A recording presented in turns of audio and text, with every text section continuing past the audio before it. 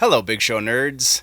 Thank you for watching the Big Show Entertainment Network. I am Dustin, bringing you your nerd news headlines for August 27th, 2019. And let's hit up the intro, shall we?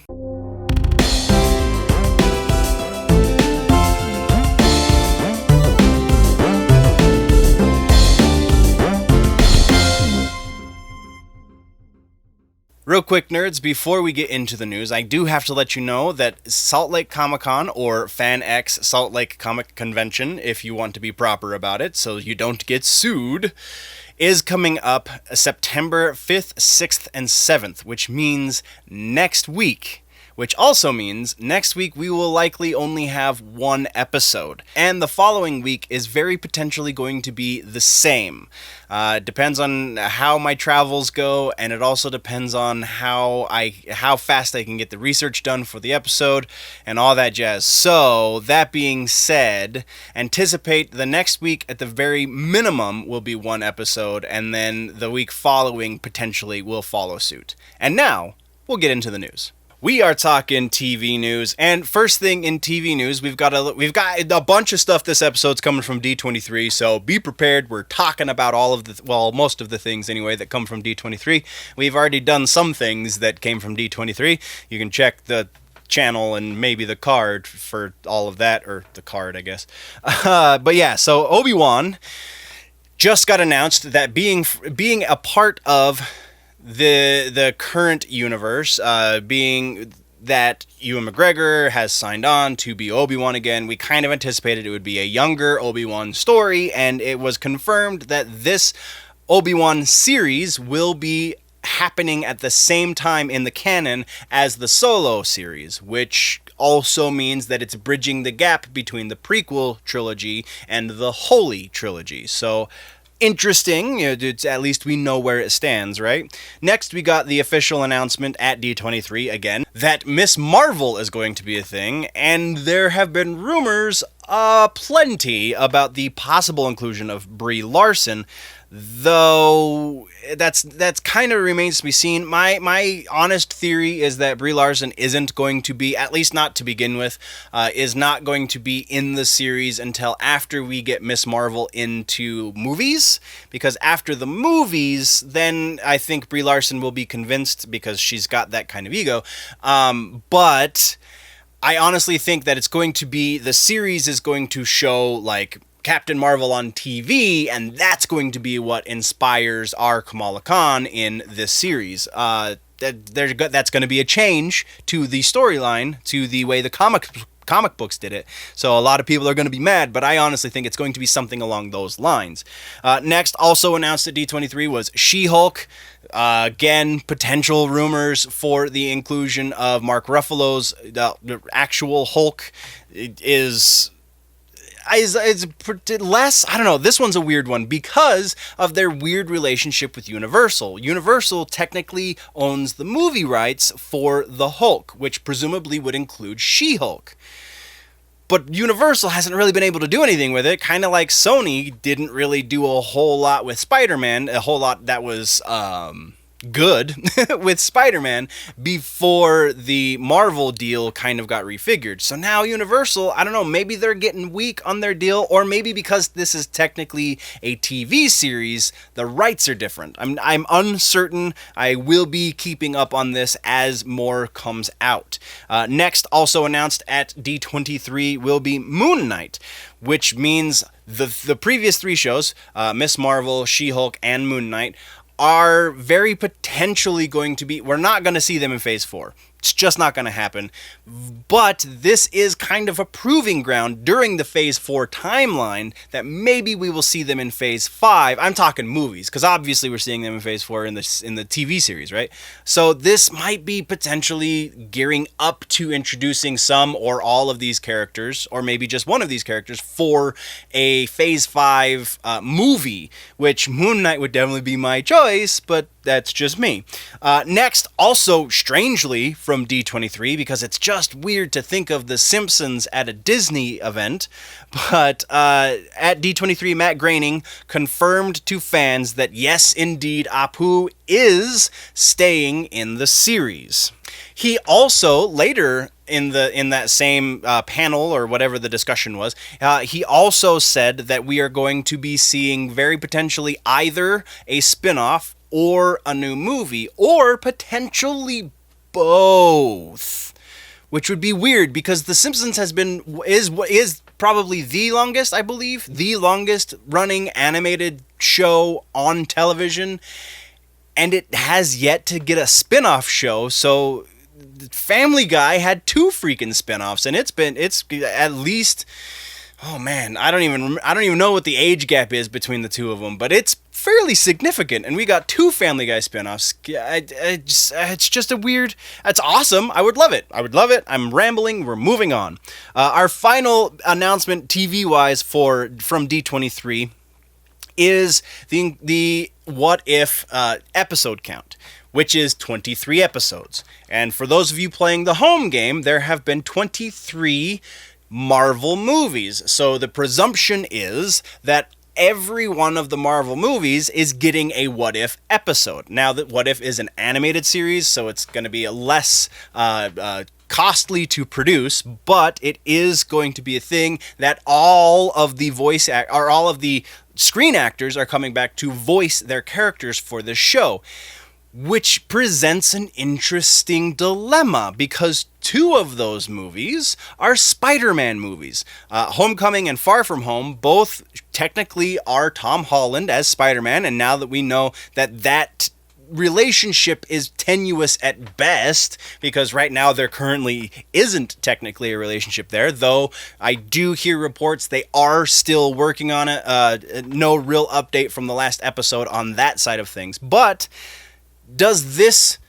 is this another situation where, because this is technically TV, that it's not going to be a breach of contract for Holland to do a voice for Spider-Man for somebody else, or even for Marvel to do an episode that includes Spider-Man, because, again, animated television and not a movie. I don't know how that falls, but it's really interesting to think about. But let's move next into movies, and we have another update from Snake Eyes. We got Andrew Koji, who has been cast as Storm Shadow. Koji, we nerds know him from American Gods. He was in Fast and Furious, and a Cinemax series that I'm thinking of looking up now because I saw this. It's called Warrior, and it's based on the writings of Bruce Lee, which is kind of awesome. Next we're talking about the Suicide Squad, the new James Gunn version of the story kind of reboot weirdness going on. Nathan Fillion has been cast in an undisclosed role for the movie, and for a moment there was the thought of, ooh, is he going to be King Shark? And then they made the announcement that, no, we got, what's the guy's name? Where is it? Steve Agee will be playing King Shark in the Suicide Squad movie. Steve Agee worked previously with Gunn in Guardians of the Galaxy Volume 2. So that's cool. I can dig that. Real quick update on Bill and Ted 3, aka Bill and Ted Face the Music. They have completed the primary production on the film, so now we have editing and reshoots, really, all of the post-production stuff. So we're that much closer. We're that much closer to seeing Bill and Ted 3. Super stoked on that. Now, potentially, my most excitable moment for movies in this episode is going to be Mortal Kombat. We got a bunch of stuff to talk about, so I'm going to try and burn through it real quick. A bunch of new developments. We've got first the confirmation, kind of, that Jarek is going to be in the movie, which is an interesting choice this early in the reboot era. But the way this got kind of sort of confirmed is because a script leaked that is being used by the studio to do casting. And so the script is a conversation between Jarek, Kano, and somebody that they have written in as role number 3. Role number 3 sounds like it very likely is going to be one of the protagonists, and they just didn't want to reveal who that protagonist was going to be. But in that conversation, not only did we see that Jarek is a thing, but we also saw that the Black Dragon and the Red Dragon organizations from the lore of Mortal Kombat are also going to have a presence in this movie. How much of a presence beyond this short scene? very likely not much, though there's other things we're about to talk about that kind of the filmmakers might not be making all the best choices. So continuing on next, we got an update that Reptile also is going to be in the film, as Reptile and Melina and Sub-Zero are going to be something of a threesome in this movie, in that the three of them are working for Shang Tsung. Also, Shang Tsung is going to be in this movie. He is going to be reportedly the big villain for the movie, which makes sense because if it's the first movie in what you're hoping to be a franchise, he has to be the big villain. So if they get Kerry Tagawa to come back, kind of appropriate. I can dig it. But it's just weird. That's never been a thing in the lore of Mortal Kombat. I'm a huge Mortal Kombat lore nerd, so that kind of sits a little weird on me. The next thing is probably the biggest issue that I'm having with these updates, is that it has apparently been confirmed by HN Entertainment, a website that does these kind of things, that the main protagonist of the story is going to be, like we all feared, Cole Turner, who Greg Russo created for this movie. That's not a great move there, guys.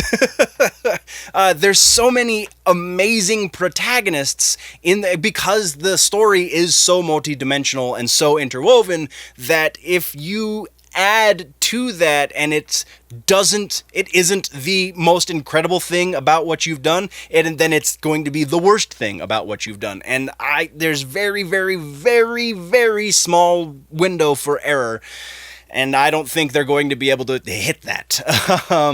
So that kind of is a little bit upsetting. Also, we got Sonya confirmed to be in the movie, but we already knew that. But she has been cast. Jessica McNamee, I believe is how you say her name, who was in The Meg and was the only thing I recognized in her credits. She has been cast as Sonya. And apparently Sonya is going to be our primary vehicle for exposition in the movie, which is interesting, but I can see how you can make that work, definitely. Generally, in the lore, it's Raiden that is your exposition-heavy character, but who knows? And then speaking of... Oh, no, we already have the Raiden casting. I apologize. Lewis Tan has been cast in an undisclosed role. Lewis Tan, we know him, again, from Deadpool 2. He's been in quite a few other things, just not really much stateside. This one, because it's an undisclosed role, has me thinking that maybe it's Cole Turner. And we'll get into that in just a second, but we have one more announcement. We have Josh Lawson, who, nerds, you will recognize him from The Campaign and Anchorman 2, so he's got some comedy credit behind him. He has been cast as Kano. So, the whole Cole Turner thing, I've already stated why I think it's a bad idea. However, I think there's a way out of it. The strong potential exists that they are only using that name, Cole Turner, as a placeholder for the time being until they go into production, and it will be... That's a name that they want to keep under wraps. That's a name that they don't want the public to know. This character from the lore that is already established in this mythology you love is who we're using as our protagonist. So we're just using this placeholder name of Cole Turner. Now, that is a possibility. However, we have been, at least according to that hashtag show, we've seen a backstory for this character, so that is less likely to be the case, which kind of makes me sad. But that's all we've got for the Mortal Kombat movie. We've got just a couple more here in movies, so let's get to them. Next up, we have New Mutants. That's right, it is not a dead movie. It is still in the works. They are still actively editing it, and in fact... they're doing test screenings right now. Of those test screenings, it sounds like they've hit on something gold. They have got to a point where test audiences are reacting very favorably, so that kind of says to me we're going to actually see it get a theatrical release, which has me super excited because I want to see how how you can take the superhero genre and turn it into a horror film, because that sounds incredibly awesome, and so far our one experiment with that, being the reboot Hellboy, didn't go over so hot. But yeah, and then our final one is a real quick update again from D23. Black Panther 2 did get a release date in May 6th of 2022. That's right, May 6th of 2022, which very potentially means that is the first movie of Phase 5. That does it for this episode of Headlines Nerds. For more in-depth conversation on these nerdy bits, plus much more nerdy action, then you can join me on my personal YouTube channel, Generally Nerdy. But don't forget to like, subscribe, and share on all of the Big Show Entertainment Media platforms, and tune in next time for all that's happening across the nerd world.